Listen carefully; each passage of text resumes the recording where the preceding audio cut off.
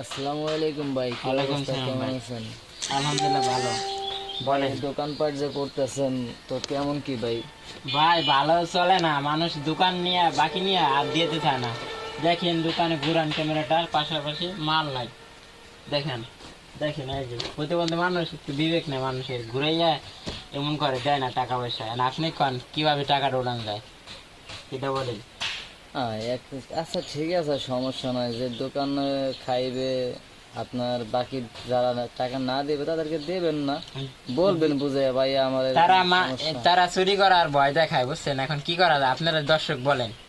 চুরি দেখানোর ভয় যদি করে ঠিক আছে, হ্যাঁ, তার প্রতি আইনের আইনের ব্যবস্থা করা হবে। আইন এখন দেশে আছে বলেন, দেশে যে টাকায় বিক্রি হয়ে যায়। এখন আপনারা আমাদের একটু সহযোগিতা করেন যারা আছেন লাইভে ও পাশাপাশি।